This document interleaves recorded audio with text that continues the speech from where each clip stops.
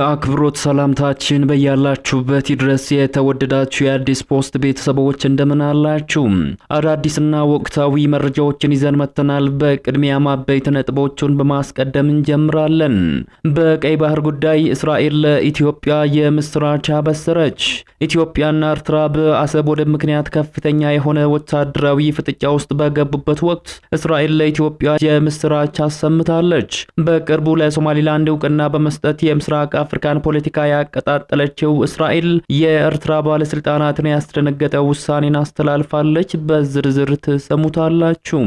በሌላ ሰበር መረጃ መከላከያ ሰራዊቱ ከአማራ ክልል እንደሚወጣ ጀነራል አበባው በይፋ ተናገሩ።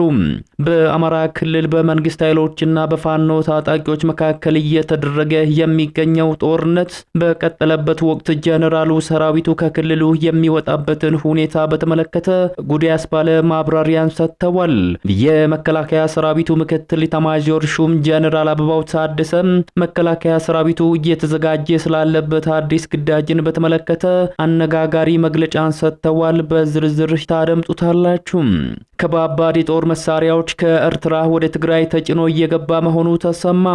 የኢትዮጵያ መንግስት ደፋር ከሆነ መጥቶ ይቅጠመኝ ያሉት የኤርትራው ፕሬዝዳንት ከባባድ የጦር መሳሪያዎችን ወደ ትግራይ ማስገባታቸው ከፍተኛ መነጋገሪያን ፈጥሯል። የህወሓት ከፍተኛ አመራሮች በበኩላቸው ለጦርነት ገንዘብ እያሰባሰቡ ስለመሆናቸው ተነግሯል። ሙሉ መረጃውን በዘገባችን ታደምጡታላችሁ።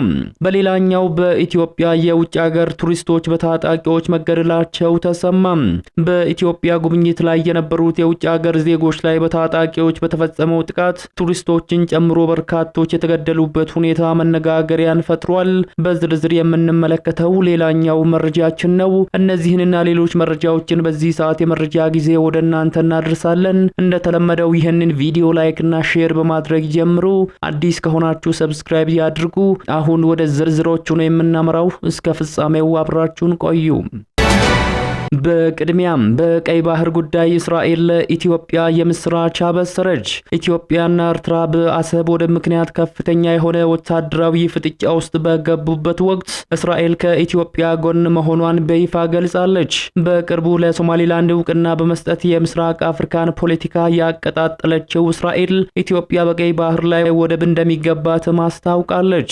ኢትዮጵያና እስራኤል በቀይ ባህርና በቀጠናዊ የጸጥታ ጉዳዮች ላይ በጋራ ለመስራት ከስምምነት የደረሱ ሲሆን ስምምነቱ የኤርትራ ባለስልጣናትን ክፉኛ አስደንግጧል ነው የተባለው። በመካከለኛው ምስራቅና በአፍሪካ ቀንድ በተለይም በቀይ ባህር አካባቢ እየታየ ያለው የጂኦፖለቲካዊ ውጥረት በበረታበት በዚህ ወቅት የኢትዮጵያና የእስራኤል መንግስታት ስትራቴጂካዊ ግንኙነታቸውን ይበልጥ ለማጥበቅም ተስማምተዋል። የውጭ ጉዳይ ሚኒስትር ዴኤታ አምባሳደር ሀዳራ አበራ ከእስራኤል የውጭ ጉዳይ ሚኒስትር ገዲዮን ሳአር ጋር በኢየሩሳሌም ባደረጉት ውይይት ሁለቱ ሀገራት በቀጠናዊ ሰላምና ደህንነት ዙሪያ ያላቸውን ትብብር ወደ ላቀ ደረጃ ለማሸጋገር መወሰናቸው ተገልጿል። ይህ የከፍተኛ ባለስልጣናት ምክክር በዋናነት በቀይ ባህር ወሳኝ የባህር መስመር ላይ እያጋጠሙ ያሉ የጸጥታ ስጋቶችን በጋራ ለመመከትና የሽብርተኝነትን እንቅስቃሴዎችን ለመክታት በሚያስችሉ ጉዳዮች ላይ ያተኮረ ነው ተብሏል።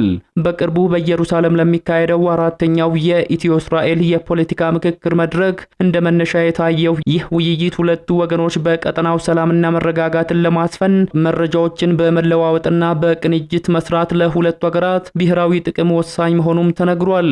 ከጸጥታው ዘርፍ ጎን ለጎንም በሁለቱ ሀገራት መካከል ያለውን የኢኮኖሚ ትብብር ይበልጥ ለማሳደግና ጥልቅ ለማድረግ ሰፊ ፍላጎት መኖሩ ተመላክቷል። ወደ ቀጣዩ መረጃችን ስንሻገር መከላከያ ሰራዊቱ ከአማራ ክልል እንደሚወጣ ጀነራል አበባው በይፋ ተናገሩ። በመንግስት ኃይሎችና በፋኖ ታጣቂዎች መካከል እየተደረገ የሚገኘው ጦርነት በቀጠለበት ወቅት ጀነራሉ ሰራዊቱ ከክልሉ የሚወጣበትን ሁኔታ በተመለከተ ጉድ ያስባለ መረጃን አውጥተዋል። የመከላከያ ሰራዊቱ ምክትል ኢታማዦር ሹም ጀነራል አበባው ታደሰ መከላከያ ሰራዊቱ ለሌላ ግዳጅ ልናዘጋጅ ስለሆነ የአማራ ክልልን የጸጥታ ሁኔታ በራሳችሁ አቅም ለመቆጣጠር መስራት አለባችሁ ሲሉ ከአማራ ክልል ባለስልጣናት ጋር ባደረጉት ውይይት መናገራቸውን ለጉዳዩ ቅርበት ያላቸው የመረጃ ምንጮች አስረድተዋል። ጀነራሉ የአማራ ክልል መንግስት ክልሉን ከመከላከያ ሰራዊቱ ተረክቦ ለማስተዳደር መንቀሳቀስ እንዳለበት ከክልልና ዞን ባለስልጣናት ጋር እያደረጉ ባሉት ውይይት ማሳሰባቸው ታውቋል። ምክትል ኢታማዦር ሹሙ በቅድሚያም በደብረ ብርሃን ከተማ ቀጥሎም በኮምቦልቻ ተገኝተው ከክልልና ዞን ባለስልጣናት ጋር መወያየታቸው እየተነገረ ሲሆን በመጪዎቹ ቀናት ደግሞ በጎንደርና በባህር ዳር ከተሞች ተመሳሳይ ውይይቶችን ያደርጋሉ ተብሎ ይጠበቃል።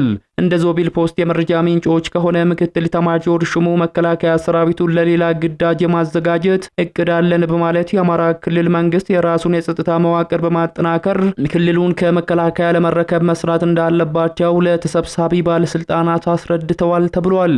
ይህ በእንዲህ እንዳለ የአማራ ክልሉ ርዕሰ መስተዳድር አቶ አረጋ ከበደም የክልሉ ጸጥታ ምክር ቤት የአማራ ክልልን ወቅታዊ ሁኔታ ለመገምገም በተሰበሰበበት ወቅት ክልሉን ከመከላከያ ሰራዊቱ ለመረከብ አቅማችንን ማጠናከር አለብን ማለታቸው ከዚህ ቀደም ተዘግቦ ነበር። ይህንን ታሳቢ በማድረግም የአማራ ክልል መንግስት በጀቱን ሙሉ በሙሉ ለሚሊሻና የአድማ ብተና ምልመላና ስልጠና ተግባራት እያዋለ እንደሚገኝም የተለያዩ የመረጃ ምንጮች ጠቁመዋል። ምክትል ኢታማዦር ሹሙና የክልሉ ርዕሰ መስተዳደር ይህንን ይበሉ እንጂ የመከላከያ ሰራዊቱ ከአማራ ፋኖ ጋር እያደረገ ያለውን ጦርነት አሁንም ተባብሶ ቀጥሏል። ጀነራል አበባው ታደሰ መከላከያ ሰራዊቱን ለሌላ ግዳጅ ስለማዘጋጀት ያነሱትን እቅድ በዝርዝር ባያስረዱም በኢትዮጵያና ኤርትራ መካከል ከጊዜ ወደ ጊዜ እየተካረረ ከመጣው የሁለቱ ሀገራት ወቅታዊ ሁኔታ ጋር የተገናኘ ሊሆን ይችላል ተብሎ ይገመታል። ከባባድ የጦር መሳሪያዎች ከኤርትራ ወደ ትግራይ ተጭኖ እየገባ መሆኑ ተሰማም። የኢትዮጵያ መንግስት ደፋር ከሆነ መጥቶ ይቅጠመኝ ያሉት የኤርትራው ፕሬዝዳንት ከባባድ የጦር መሳሪያዎችን ወደ ትግራይ ማስገባታቸው ከፍተኛ መነጋገሪያን ፈጥሯል። የህወሓት ከፍተኛ አመራሮች በበኩላቸው ለጦርነት ገንዘብ እያሰባሰቡ መሆኑ ተሰምቷል። ጦር መሳሪያ የጫኑ ተሽከርካሪዎች ወደ ትግራይ ሲገቡ የሚያሳይ ምስልም ወጥቷል። በትላንትናው ዕለት ከኤርትራ ተነስቶ መዳረሻውን ትግራይ አዴት ያደረገም የጦር መሳሪያ ጭነት ትግራይ ክልል ገብቷል። የክልሉን በጀትና ከህዝቡ የሚሰበሰቡትን ገንዘብ ለጦርነት ዝግጅት እያዋለ ነው የተባለው ህወሓት የፕሪቶሪያውን የሰላም ስምምነት በግልጽ የሚጥሰውን ድርጊት አሁንም መፈጸሙን ቀጥሏል ነው የተባለው። ይህ በእንዲህ እንዳለ የትግራይ ክልል ጊዜያዊ አስተዳደር ስራ አስፈጻሚ ኮሚቴ ያሉበትን ችግሮች ለመፍታት በሚል ሀብት ለማሰባሰብ የሚያስችል ደንብ ማጽደቁን አስታውቋል። ይህ ውሳኔ ህወሓት ጦርነት ለመክፈት ገንዘብ ስላጠረው የተወሰነ ውሳኔ እንደሆነም ተነግሯል። በደንቡ መሰረት የሀብት አሰባሳቢ ኮሚቴው የተመሰረተ ሲሆን የኮሚቴው ሰብሳቢ ደግሞ ዶክተር አብርሃም ተከስተ በጉዳዩ ላይ ማብራሪያን ሰጥተዋል። ከፕሪቶሪያው የሰላም ስምምነት በኋላ ከደረሰው ጉዳት ለማገገም የሚያስችል ምንም አይነት ስራ አለመሰራቱን የጠቀሱት ዶክተር አብርሃም ጨምሮም ከጥቅምት ወር ወዲህ የፌደራል መንግስቱ ለትግራይ ከተመደበው በጀት ውስጥ እየላክ ያለው 1/3ኛውን ብቻ ነው በማለትም የፌደራል መንግስቱን ከሰዋል። በዚህም የተነሳ ጊዜያዊ አስተዳደሩ የበጀት ጉድለት እያጋጠመው መሆኑን ጠቅሰው በጦርነት ጉዳት የደረሰባቸው ሰዎችና ተፈናቃዮች በችግር ላይ መሆናቸውን አስረድተዋል። በመጨረሻም በኢትዮጵያ የውጭ ሀገር ቱሪስቶች በታጣቂዎች መገደላቸው ተሰማም። በኢትዮጵያ ጉብኝት ላይ የነበሩት የውጭ ሀገር ዜጎች ላይ በታጣቂዎች በተፈጸመው ጥቃት ቱሪስቶችን ጨምሮ በርካቶች የተገደሉበት ሁኔታ ከፍተኛ መነጋገሪያን ፈጥሯል። በደቡብ ምዕራብ ኢትዮጵያ ሕዝቦች ክልል በምዕራብ ኦሞ ዞን ሱሪ ወረዳ ጉብኝት ላይ በነበሩ ቱሪስቶች ላይ በተፈጸመው ጥቃት 2 የቱርክ ዜጎችና 1 ኢትዮጵያዊ አሽከርካሪ መገደላቸውን የክልሉ መንግስት ገልጿል። የክልሉ ኮሙኒኬሽን ቢሮ ባወጣው መግለጫ ጥቃቱ ማንነታቸው ያልታወቁ አርብቶ አደር ሽፍቶች ሲል በጠራቸው አካላት ትላንት ጥር 4 ቀን 2018 ከጠዋቱ 2 ሰዓት ገደማ መፈጸሙን ገልጿል። በተፈጸመው ጥቃት የ3 ንጹሃን ሰዎች ህይወት ማለፉን የገለጸው መግለጫው ድርጊቱ የተፈጸመው ለዝርፊያ ዓላማ እንደሆነም አመላክቷል። እነዚህ የሰፈር ሽፍቶች ለዝርፊያ ሲባል ያደረጉትን ድርጊት ክቡር የሆነው የሰው ልጅ ህይወትም አጥፍቷል ሲል በመግለጫው የገለጸው የክልሉ መንግስት ድርጊቱን አረመኔያዊ ሲልም ገልጾታል። አክሎም ጥቃቱን የፈጸሙት ግለሰቦች በቁጥጥር ስር ለማዋል የተቀናጀ የጸጥታ ኃይል በማሰማራት ሰፊ የህግ የማስከበር ዘመቻ መጀመሩን ገልጿል። የክልሉ መንግስት በጥቃቱ ህይወታቸው ለጠፋው ወገኖች የተሰማውን ጥልቅ ሐዘን ገልጾ የአካባቢው ማህበረሰብም የጥቃቱ አድራሾችን እንቅስቃሴ በመከታተልና ማንነታቸውን በማጋለጥ ለጸጥታ ኃይሉ ጥቆማ እንዲሰጥ ትብብር እንዲደረግም ጥሪ አቅርበዋል። የተወደዳችሁ የሚዲያችን ቤተሰቦች ለሰዓቱ ያዝድላችሁ መረጃዎች የተከታተላችሁትን ይመስሉ ነበር። ከሰዓታት በኋላ በሌሎች አዳዲስ መረጃዎች ዳግም እስከምንገናኝ በያላችሁበት መልካሙን ሁሉ ተመኘን።